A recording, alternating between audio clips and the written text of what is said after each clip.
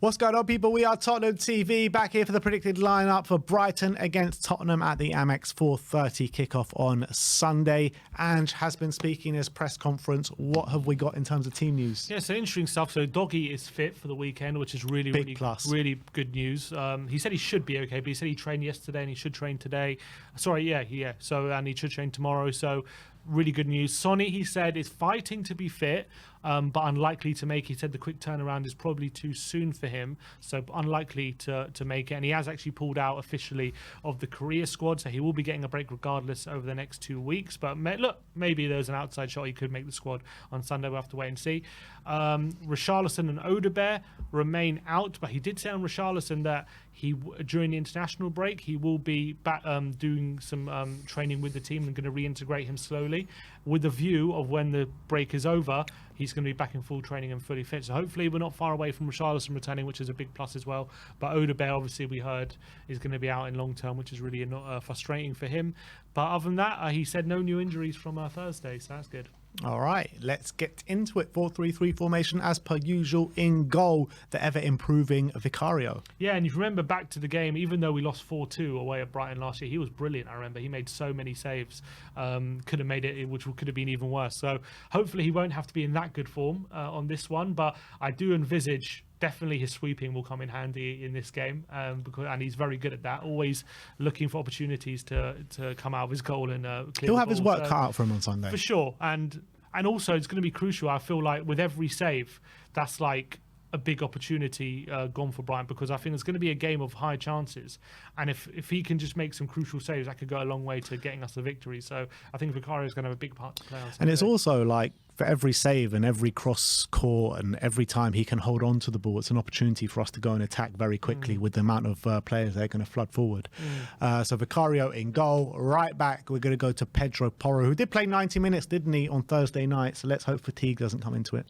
Yeah, he did, but he did also have a break before that, so that's also positive, and I think that's that goes to show how well Ange is managing the squad. I think he's probably going to be up against Mitoma or Minter on that side. If it is Mitoma, I mean, one of the best dribblers there is in the league when he's on form. So definitely we're going to have to make sure. On dribbling. Exactly. Hopefully Porro's read it.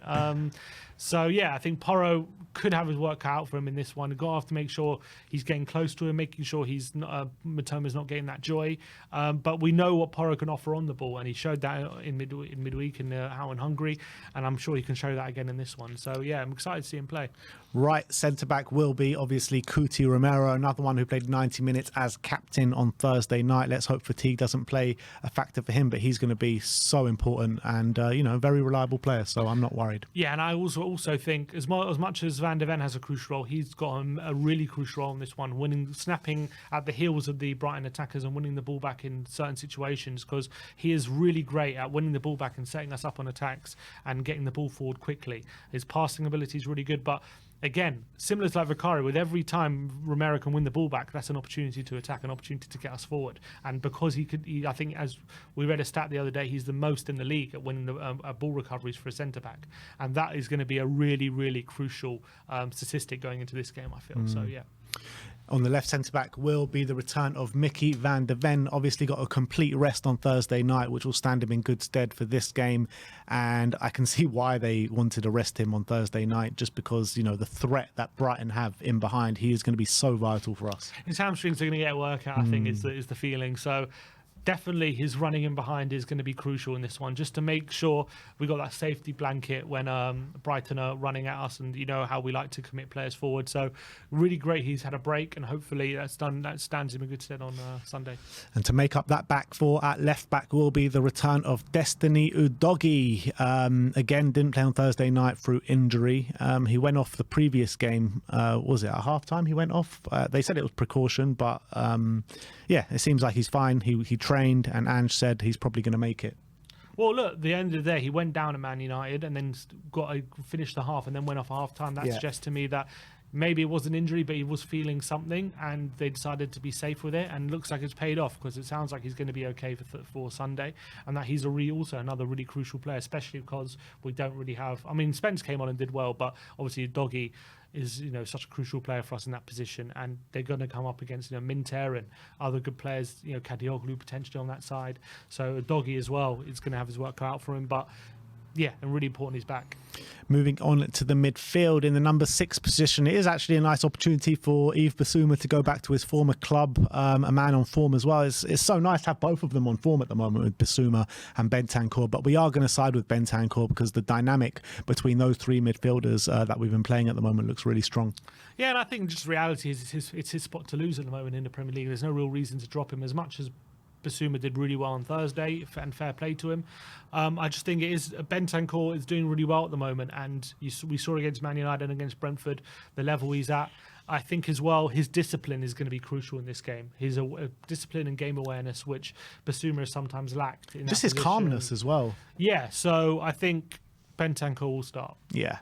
Bentancur in the 6, alongside him in midfield. The first player that we're going to talk about is Dejan Kulusevski, which has got to say so far has been our best player of the season. Yeah, and one of the most informed midfielders in the league on current form, I would say, the way he plays. And I think no one more than apart from Cole Palmer, I would say. Yeah, he's been brilliant. So I think he's got a crucial role to play in this one. I think the crucial role he's got, obviously we know what he offers on the ball, but off the ball he's got to make sure he's in that disciplined area, making sure Brighton aren't controlling that midfield.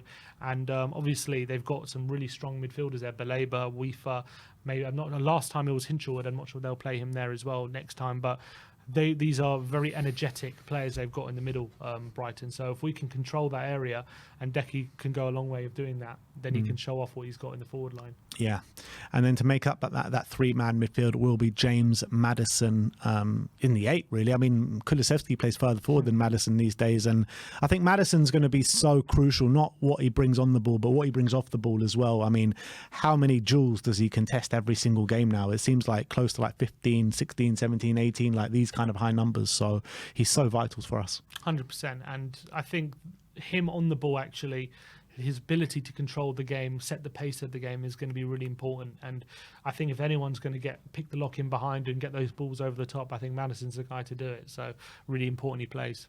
On the right-hand side of the attack, we are going to go for the informed Brennan Johnson, 5 goals in his last 5 games. And if you're a betting man, you're probably backing him to get on the score sheet again this weekend. Especially if you want him for star man, that's for sure. But yeah, Brennan is in great form. I think this is also a great game for him.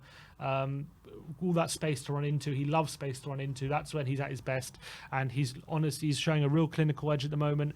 And even if it's laying on an assist or putting it in the corner at the far post, you back him to do something, especially with the space that should be afforded to him. He will be up against Estepinian, but Estepinian is a player right now not looking himself, so he'll probably be thinking about the opportunities to run at him. And I'm excited to see what more he can do. So let's hope it's 6 and 6. Maybe yeah, even absolutely. 7 and 6, please. Yeah, a man playing at the top of his game in full confidence, probably the best form of his career right now at this kind of level.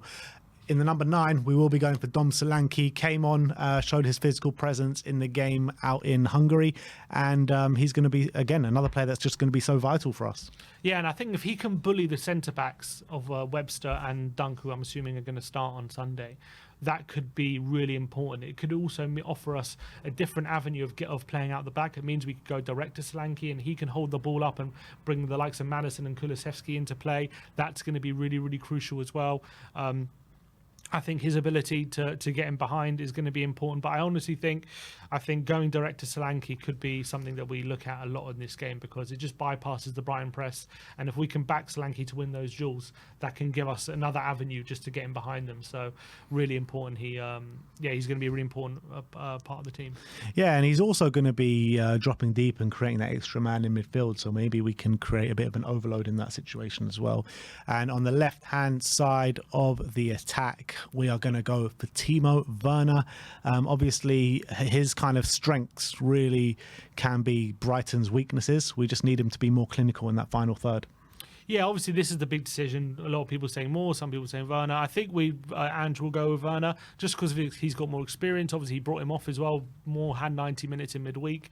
And I think Timo Werner's kind of tailor-made for this kind of game, exploiting those high lines, doing it time and time again. He's very clever with his running.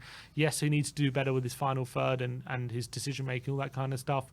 But if we can get him enough chances, hopefully one will come off for him. And I think that's what Ange is going to bank on as well. So hopefully Werner can be a big threat for it on Sunday.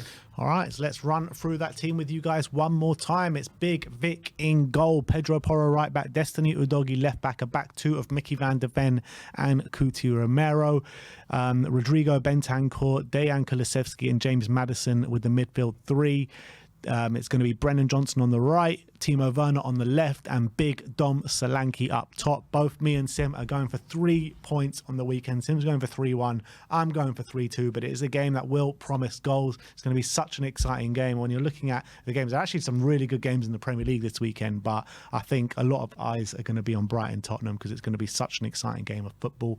But very much looking forward to going down to the Amex on Sunday and experiencing it all. I missed the last one last year, thank God, but you were there. You were there and you had to experience it all. So yeah, you say you're excited now. Wait till you see the traffic near the Brighton Stadium. Oh, I know too much. Don't worry, I've been to the Amex before. But yeah, we'll be there and very much looking forward to it. But let me know your predicted lineup in the comment section below. Do you think Mikey Moore will start ahead of Timo Werner, or will Timo retain his spot? Like, subscribe and comment, and as always, come on you Spurs.